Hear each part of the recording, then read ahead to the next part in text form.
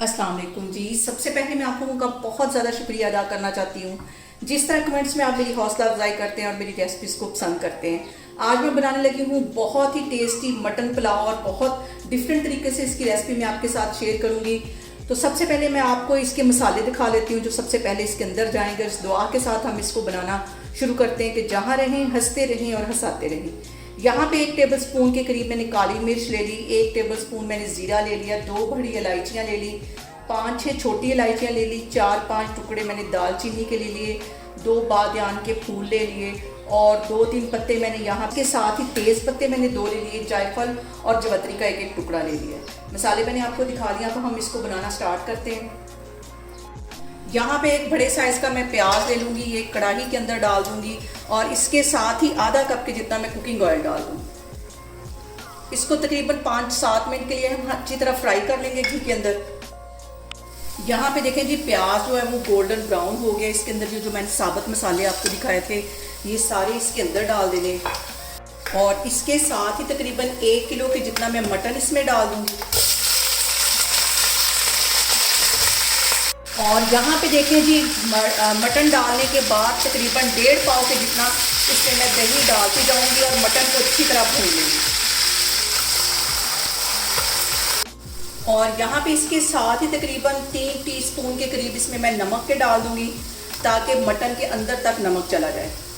और इसकी यहाँ पे मटन की तकरीबन मैं 10 से 12 मिनट के लिए अच्छी तरह भुनाई करूँगी। और अब इस पॉइंट पे 1.5 टीस्पून के करीब इसमें मैं कुटा हुआ सूखा धनिया डाल दूंगी और पानी का छींटा दे दे के हमने मटन को अच्छी तरह भून लेना है। और यहाँ पे सबसे जो अहम बात, हमेशा की तरह मटन को फ्राई करते वक्त एक ही बात है कि आपने मेरी रेसिपीज़ बनाते वक्त घबराना नहीं है। बिना स्किप किए हुए आप मेरी वीडियोस देखें और अगर अभी तक आपने मेरे चैनल को सब्सक्राइब नहीं किया तो प्लीज़ उसको सब्सक्राइब करें। और मैं अपने नए सब्सक्राइबर का दिल से शुक्रिया अदा करना चाहती हूँ जिस तरह वो मुझे सपोर्ट कर रहे हैं और मेरी रेसिपीज़ को पसंद कर रहे हैं। और यहाँ पे मैं तकरीबन मुझे मटन को भूनते हुए तकरीबन 5 मिनट हो गए। 5-7 मिनट इसको मैं मज़ीद इसी तरह पानी का छींटा दे के भूनती जाऊँगी। और यहाँ पे देखें जी, मैं कैमरा आपको नज़दीक करके दिखा रही हूँ कि मटन की कितनी अच्छी भुनाई हो गई है। तकरीबन मैंने इसको 12-14 मिनट के लिए अच्छी तरह भून लिया है।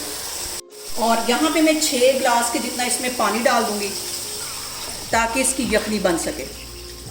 और इसको मैं कर दूंगी कवर तकरीबन आधे घंटे के लिए, बिल्कुल हल्की आंच पे। कढ़ाई के अंदर मैं मटन को गलाऊंगी। मैं प्रेशर कुकर का यूज़ बिल्कुल भी नहीं करती क्योंकि जो प्रेशर कुकर है वो हमारे खाने को टेस्टलेस बना देता है। और यहाँ पे देखें जी, यखनी को पकते हुए तकरीबन 45 मिनट हो गए हैं और मटन हमारा अच्छी तरह गल गया है और अच्छी सी इसकी यखनी निकल आई है। 3 कप के जितने मैंने चावल तकरीबन 20 मिनट पहले भिगो के रखे हुए थे ये इसमें चले जाएंगे। और यहाँ पे मैं फ्लेम तेज़ करने लगी हूँ। चावल इसके अंदर डाल दिए और जैसे ही पानी ड्राई होगा तो इसका मैं दम पे रख दूँगी।